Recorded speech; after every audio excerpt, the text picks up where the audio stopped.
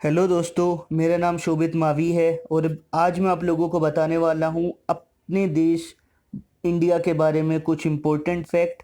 और इस वीडियो के लास्ट में हम लोग देखेंगे कि इंडिया के अंदर कितनी यूनियन टेरिटरी हैं और उनकी कैपिटल्स को हम एक आसान ट्रिक के साथ याद करेंगे। तो चलिए शुरू करते हैं आज की अपनी ये वीडियो। हमारी कंट्री इंडिया की से अगर मैं शुरुआत करूं तो इंडिया का टोटल एरिया कितना है 3.287 मिलियन किलोमीटर स्क्वायर।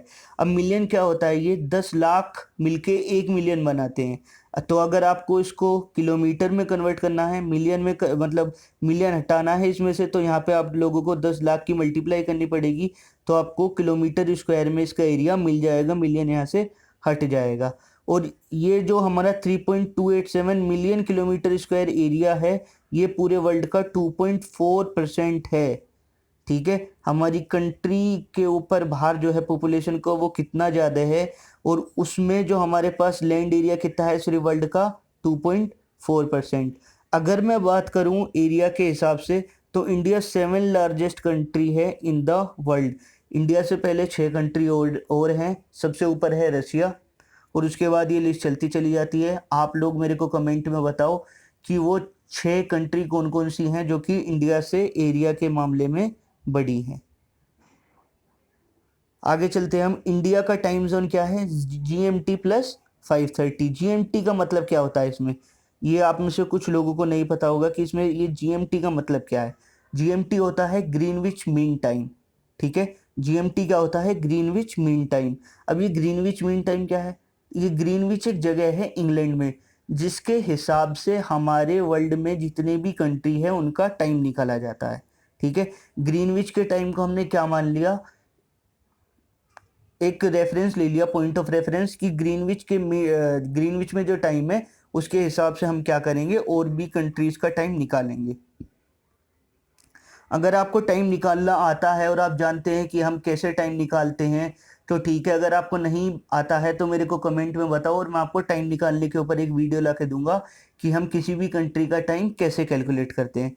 इंडिया के अंदर नंबर ऑफ स्टेट कितनी है, 28। ये पहले बीच में 29 हो गई थी। बताना है आप लोगों को कमेंट्स के अंदर कि लास्ट स्टेट जो इंडिया के अंदर ऐड हुई वो कौन सी है। यूनियन टेरिटरी इंडिया के अंदर कितनी है फिलहाल, 8। पहले ये 7 हुआ करती थी, बट लास्ट ईयर जब हमारे प्राइम मिनिस्टर नरेंद्र मोदी ने जम्मू कश्मीर से आर्टिकल 370 को हटाया तो वो स्टेट से हटकर यूनियन टेरिटरी के अंदर आ गई। तो अब यूनियन टेरिटरी कितनी हो गई हमारी, 8 यूनियन टेरिटरी हो गई।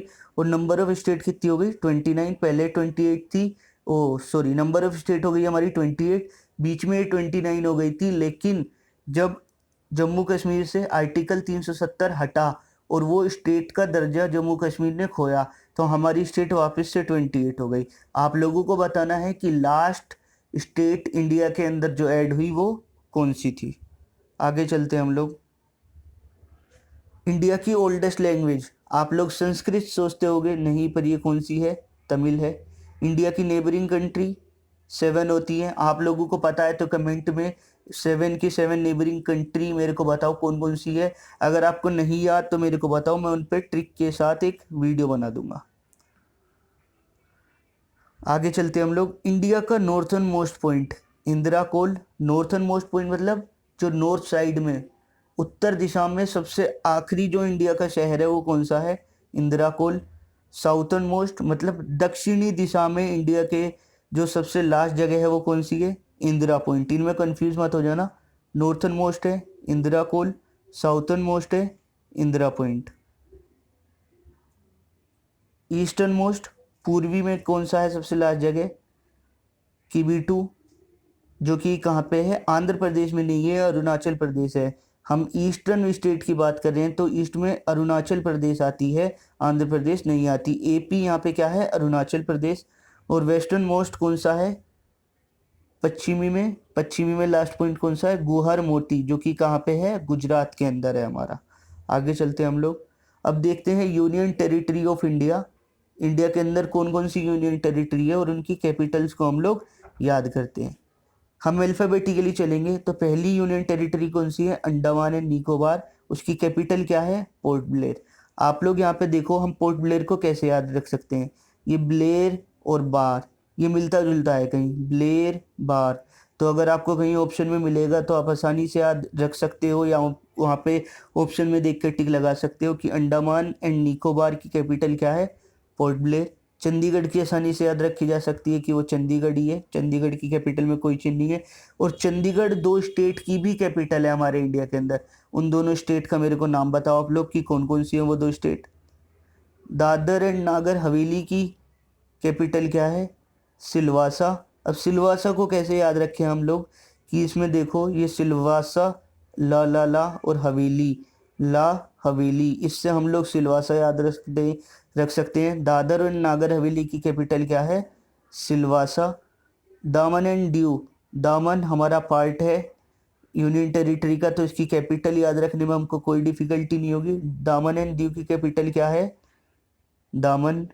आगे चलते हैं हम लोग। दिल्ली की कैपिटल क्या होती है, दिल्ली, इसको भी याद रखने में कोई हमें प्रॉब्लम नहीं होगी। जम्मू कश्मीर की 2 कैपिटल है।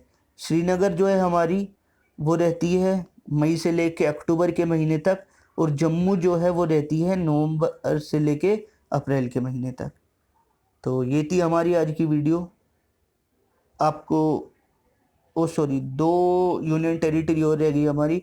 एक रह गई लक्षद्वीप। लक्षद्वीप की कैपिटल क्या होती है, कवाराती। अब ये कवाराती कैसे याद रखेंगे हम लोग, इसमें देखो ए कितनी बारी आ रहा है, लक्षद्वीप, तो इसमें भी ए रिपीटेड है।